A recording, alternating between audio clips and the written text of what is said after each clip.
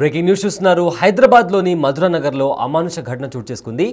అత్తపై కోడలు దాడి చేసింది. అయితే ఇప్పుడు ప్రజెంట్ ఆ విజువల్స్ సీసీ కెమెరాలో రికార్డ్ అయ్యాయి. ప్రజెంట్ ఆ విజువల్స్ సోషల్ మీడియాలో వైరల్గా మారాయి. వేణుగోపాల్ రెడ్డి, సంధ్యారాణి ఇద్దరు భార్యాభర్తలు. అయితే వాళ్ళిద్దరి మధ్య మనస్పర్ధలు రావడంతో అత్తింట్లో కాకుండా వేరువేరుగా ఉంటున్నారు ఇద్దరు భార్యాభర్తలు. సో ఇదే నేపథ్యంలో తనను అత్తింటి వారు ఇంట్లోకి రానివ్వటం లేదు అని చెప్తూ సంధ్యారాణి కోర్టుని ఆశ్రయించింది. సో ఇదే నేపథ్యంలో సంధ్యారాణి ఇంటికి వెళ్ళొచ్చు అని చెప్పి కోర్టు ఆర్డర్స్ కూడా ఇచ్చింది.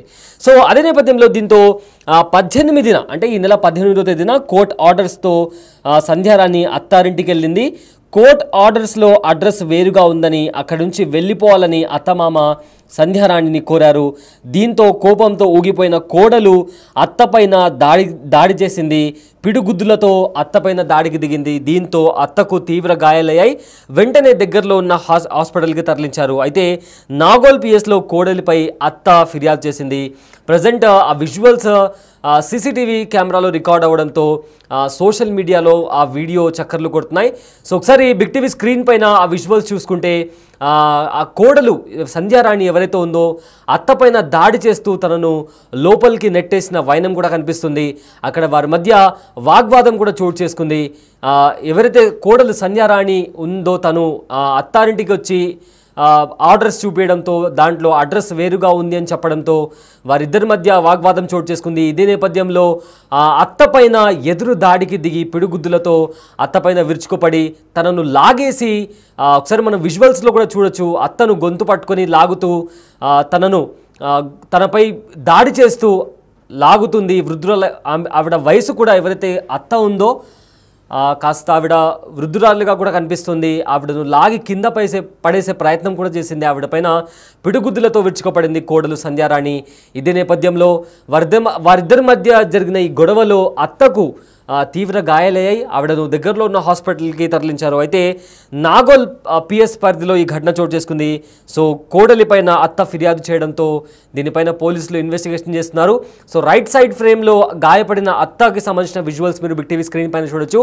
మరో ఫ్రేమ్లో ఏ విధంగా కోడలు సంధ్యారాణి అయిన కోడలు అత్తపైన దాడి చేస్తున్న విజువల్స్ కూడా చూడొచ్చు.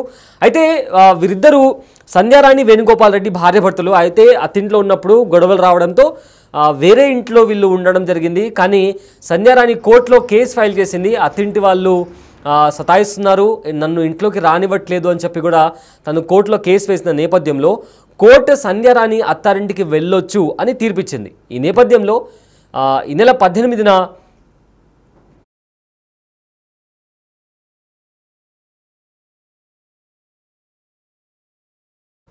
ఈ నెల 18న అత్తారింటికి వెళ్ళింది సంధ్యారాణి. అయితే అక్కడ వాగ్వాదం చోటు చేసుకోవడంతో అత్తపైన దాడి చేసినట్లు ఇప్పటికే మనకున్న సమాచారం. అయితే ఈ దాడికి సంబంధించి ఎవరైతే బాధితురాలు అత్త ఉన్నారో సంధ్యారాణి అత్త, ఆవిడ కూడా మాట్లాడడం జరిగింది. ఆవిడ ఏం మాట్లాడారో ఒకసారి విందాం. మేము డోర్ పెట్టుకొని ఉన్నాము. వచ్చే డోర్ కొట్టారు. డోర్ తీయంగా 5-6 ఇంట్లోకి వచ్చారు. మా సార్ వచ్చి చూసి కూసమ్మంటే కూర్చొని ఆయనతోటి వాదన చేశాడు. వాదన చేస్తుంటే నేను ఆడ నిలబడ్డా. మా కోడలు వచ్చి 2 చేతులు కూడిచ్చి మీద నూకేసింది. చూస్తే కింద పడ్డ దెబ్బ తాకింది. మా చిన్న బాబుకు ఫోన్ చేస్తే వచ్చి కూర్చొని వచ్చి ఏంటమ్మా అట్లా పడేసామంటే వాని మీద కూడా కొట్ట పోయింది. మాకు ఆస్తి కావాలని వచ్చింది. నా పేరు మీద ఉన్న ఇల్లు కావాలని కోర్టులో ఆర్డర్ తీసుకొని వచ్చిన అన్నదంటే నా ఆస్తి నీకెంత వస్తుందమ్మా అని అంటే నీ కొడుకు కాడా అని మీరు కొడుకు వచ్చి కొట్టింది. కాలేదు. కోర్టులో కేసు నడుస్తుంది. రిటైర్డ్ టీచర్ కండ్లో పడవు. ఎవరు వచ్చింది కూడా తెలియదు. గుర్తుపట్టలేడు. ఆయన పెద్ద మనిషి, బతకపోతే నేను నడుస్తాడు. ఆయనను ఆమెకు పిల్లలు లేరు. ఆయనను కూడా బాటిల్ తోటి కొట్టబోయింది. కొట్టబోతే వాళ్ళ డాడీ అసలు నూకేసాడు. నేను P Santosh Reddy, wife of Ramalamma, పేరు రామలమ్మ. ఏజ్ ఆమెది నాది 80 years, ఆమెది 75. అయితే ఈ ఇల్లు ఏదైతే ఉందో ఆమె పేరు మీద ఉన్నది. ఇంతకుముందు ఒకసారి వచ్చారండి, వస్తే దాన్ని నేను ఆమె పేరు మీద ఉన్నది, ఆమె తల్లిగారి ఆస్తి, నేను సంపాదించింది కాదు, ఆమె తల్లి ఆమె పుట్టుపూర్వోత్తరాల కొరకు ఆమె బాగోగుల కొరకు ఇచ్చినటువంటిది కనుక ఆమె పేరు మీద ఉంది కనుక మీకు అది మీరు వచ్చిన సమంజసం కాదు. మనకి ఏదైనా విషయం ఉన్నట్లయితే తర్వాత మాట్లాడుకుందాం, కానీ మీరు బాగున్నదని అప్పుడు బాగానే తిరస్కరించి పంపిస్తూ పోయింది. అయితే అప్పుడు కూడా వాదన చాలా చేసినా ఆ వాదనకు నేను అన్ని సమాధానాలు ఇస్తే వెళ్ళిపోయారు. తర్వాత సెకండ్ టైం వచ్చారండి. సెకండ్ టైం కొంతమంది తీసుకొని వచ్చి అప్పుడు కూడా వాళ్ళు ఏదైతుందో మళ్ళా ఇదే విషయం మాకు ఇట్లా వచ్చింది చేసింది అని అంటే అది రావడానికి వీల్లేదు, అది ఎట్లా వచ్చినా మేము కోర్టుకు పోతామని అంటే అప్పుడు కూడా పోయారు. థర్డ్ టైం ఏదైతుందో వాళ్ళు కొంతమందిని ఉండాలని వేసుకొని వచ్చి వాళ్ళు ఎవరు అనేది ఇది చెప్పమంటే కూడా వాళ్ళ పేర్లు చెప్తలేరు. చెప్పకుండా ఉండేసరికి నేను పేర్లు చెప్పుకుంటే నేను గుడ్డివాడిని, నేను అంధుడను కనుక మరి మీరు ఎవరు ఏమిటి వచ్చారు ఏంది అనేది మీ పేర్లు తెలవాలి కనుక నాకు రాసిచ్చడం మంచిది, లేకపోతే రాసేయకుండా చెప్పనని చెప్పండి. మీరు ఏం మాట్లాడుతుండ్రో ఎవరు మాట్లాడుతుండ్రో అనేది నాకు తెలవాలి కదా. అందుకొరకంటే చెప్పకుండానే ఇష్టం వచ్చినట్టు ఆఖరికి ఒక అనంగానంగా 5-3 చెప్పారు. చెప్పిన తర్వాత ఏదైతుందో నేను ఇది ఏదైతుందో మీరు వచ్చినటువంటి విషయం ఏంటి చెప్పండి అని అంటే ఇక ఆమె అది గెలవనుకోండి అక్కడ మా మిస్సెస్ ఉన్నది. అయితే ఇది జరుగుతున్న సందర్భంలో నేను తిరస్కరిస్తుంటే అందులోనట ఒక ఆయన కానిస్టేబుల్ ఉన్నాను అన్నాడు, వెంకటేశ్వరరావు అని.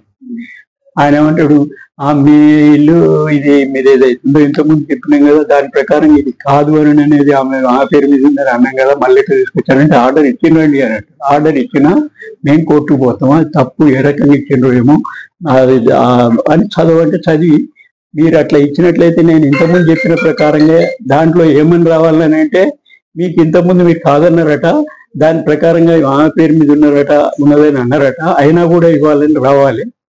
అట్లా రాలేదు కనుక మేము తిరస్కరిస్తున్నాం అంటే అట్లా పోవడానికి వీలేదంటే ఆమె నుండి నా పేరు మీద అమ్మ నా హత్య ఎట్లా వస్తుంది అని ఆమె ఏమంటున్నావే అని పోయి ఆమె తల ఎట్రికలు పట్టుకొని మెడ పట్టుకొని నాకేం అవపడదు కదా పట్టుకుందట.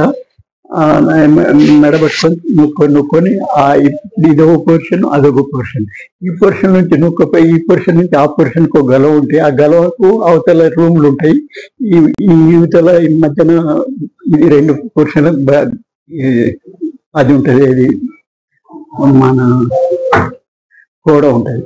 ఆ సందులకి ఏదైతుందో నొక్కపోయి దిగున్న అమ్మో అమ్మో అని ఏడుస్తాం. ఏడుస్తుంటే నేను పాపదాన ఏంటి నీ బుద్ధి నీ దుర్బుద్ధి ముసలాన్ని చూసుకొని దురుస్తాను ఇదా అని నేను అంటుంటే అది నన్ను గమనిస్తలేను, నీ మాట ఏం పాపం తగ్గుతుంది అది నేను అంటుంటే వాళ్ళు ఎవరు సపోర్ట్ చేస్తలేదు, ఆ పని చేస్తుంది. మళ్ళా నా వెనకకట దాంట్లో ఫుటేజ్లో వచ్చింది, ఆ ఫుటేజ్లో ఉన్నదాన్ని ఏం తెలుస్తుందని తెలుస్తుందట అంటే నాకు అవపడదు కనుక అంటున్నారు. నేను ఎప్పుడైనా కూడా సోఫా ఉంటే సోఫా ముందర టీపాయ్ ఉంటుంది, ఈ సోఫాలో ఇటు పక్కకి ఏదైతుందో మంచినీళ్ళు పెట్టుకొని నేను రోజు జపం చేస్తే కనుక అవసరం ఉన్నప్పుడు తాగటానికి అది పెట్టుకొని ఉంటుంది. అది తీసుకొని నన్ను కొట్టబోతుంటే తనిపించి కూడా తీసుకొని పోయింది. ఇది దౌర్జన్యం. ఈ దౌర్జన్యంలో ఏదైతుందో ఇక అడ్డగోలుగా వాళ్ళు ఒకడు తర్వాత వాళ్ళు మాట్లాడుతుంటే ఇంతమందికి నేను సమాధానం ఏం చెప్తానయ్యా, నన్ను ఎటు కూడా నేను రిటైర్డ్ టీచర్ను, నేను నన్ను స్పష్టంగా ఎవరు ఒక్కొక్కరు అడుగుకుంటూ సమాధానం చెప్పమని చెప్పాను. నాకు లేదండి కన్నులు మొన్న ఒక 3 years కింద నాకు ఏంటంటే ఈ గ్లూకోమా డిసీజ్ అని ఉంటుంది, మీకు కూడా తెలిసి ఉంటుంది బహుశా.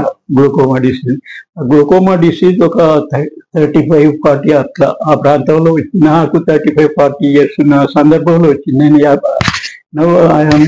My age is 80 years. అయితే ఆ సందర్భంలో వచ్చి అప్పటి నుంచి క్రమంగా ఇది ఎట్లుంటుందని మెడిసిన్ వాడుతున్నా కూడా క్రమంగా క్షీణిస్తుంటుంది.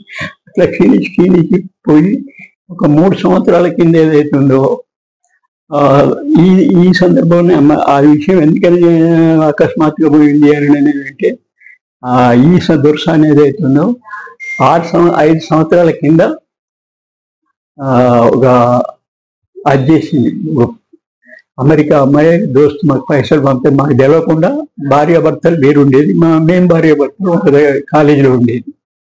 అయితే ఆ వాళ్ళు పోయి ఏదైతే ఉందో మాకు పైసలు వేసి మా దోస్తు పంపంటుంది. ఆ కట జాగా కావాలన్నట, ఇల్లు జాగా అయినా ఇంటి ఇల్లు అయినా ఏం లేదట, నాకోటి ఆ కోటి కొట్టిస్తారంటుంది అని నాకు భర్తతో చెప్పి భర్తను మెప్పించుకొని వాళ్ళు మళ్ళీ నాకు తెలియకుండానే భర్త వాళ్ళు కలిసి వాళ్ళ ఊళ్ళో మీకు ఏం కావాలని చెప్తున్నారు? మాకు ఇప్పుడు ఆమె నుంచి మీకు మీకు దాడి చేసింది కదా, మీరు ఏం కోరుకుంటున్నారు? ఏం కోరుకునేది ఆ మీద యాక్షన్ సర్జరీ ఉండాలండి. నా పేరు వేణుగోపాల్ రెడ్డి. నా భార్య పేరు సంధ్యారాణి. అది కోర్టులో కేసు వేసింది. 4 సంవత్సరాల నుంచి నేను పోతున్నా కూడా వస్తలేదు. రమ్మన్నా నాకు ఆస్తి కావాలని మా అమ్మ ఇల్లు, మా అమ్మ ఇల్లు, మా అమ్మ మా బాబు అక్కడ బండగొండ నాగల్లో ఉంటారు. మా అమ్మ పేరు మీద ఉంది ఇల్లు. ఆమె వాళ్ళ అమ్మ నాన్న ఇచ్చిన ఆస్తితోటి ఆమె ఆ ఇల్లు కొనుక్కున్నది. మా బాబు సంబంధం లేదు, మాకు సంబంధం లేదు ఆ ఇల్లు. అయితే అది నాకు ఆ ఇల్లు కావాలని నేను మోత్కూర్లో ఒక 4 రోజులు ఉంటా. మోత్కూర్లో మాకు కాలేజీ 4 రోజులు ఉంటే ఇక్కడ 2 రోజులు ఉంటా. వచ్చిపోతుంటా అమ్మ నాన్న దిగడానికి. అయితే వచ్చి నేను లేని మొన్న శుక్రవారం నాడు వచ్చిందంట. నేను మోత్కూర్లో ఉన్నా. అయితే వచ్చి మా అమ్మని లోపలికి వచ్చేసి 8 మంది వాళ్ళ నాన్న వాళ్ళ బంధువులు వాళ్ళంతా 8 మంది వచ్చి తలుపు తీయమనంటే ఇదివరకు ఒకసారి వచ్చింది. వచ్చి ఇట్లా అమ్మ మీదకి 4 తీసుకుని వచ్చి వాళ్ళ అమ్మ మీదకి కొట్టడానికి పోతే వాళ్ళ అప్పుడు కొద్దిగా పోలీస్ ఆయన వచ్చిండు. అప్పుడు వాళ్ళమ్మటి పోలీస్ ఆయన వచ్చి పోలీస్ ఆయన ఉన్నాడు కాబట్టి ఆపి కొట్టలేదు ఆ రోజు. మళ్ళీ రెండోసారి పోలీస్ స్టేషన్ పోయి మేము పోతున్నాం అని చెప్పి సిఐ కూడా నువ్వు ఎందుకు పోవద్దు అని అంటే ఏం లేదు సార్ మేము వేస్తాం ఉంటే కలిసి వస్తాం అని మేము వచ్చి లోపలికి వచ్చేసి మా అమ్మ మీద అటాక్ చేసేసి పోలీస్ స్టేషన్ కంప్లైంట్ ఇచ్చారు. పోలీస్ స్టేషన్ లో కంప్లైంట్ ఇచ్చినాము. మీద ఎఫ్ఐఆర్ చెప్పినాము. ఇక అది కేసు నడుస్తుంది. మా అమ్మకు నడుముకు తాకింది, ఫ్రాక్చర్ అయింది. 3 నెలల వరకు బెడ్ రెస్ట్. పరిస్థితి ఘోరంగా ఉంది. అసలు కూర్చోవస్తలేదు. అసలు అటు ఇటు పండుకున్నా కూడా అటు ఇటు ఒరగొస్తలేదు. చాలా ఏం గొడవ ఏం లేదు. యాక్చువల్ గా ఆమె కావాలనే ఇట్లా వెళ్ళిపోయింది. 4 సంవత్సరాలు అవుతుంది పోయి. ఒక అప్పులు చేసింది, ఒక 30 లక్షల అప్పు చేసిపోయింది. ఏది దాని విషయమే వెళ్ళిపోయింది అట్లా.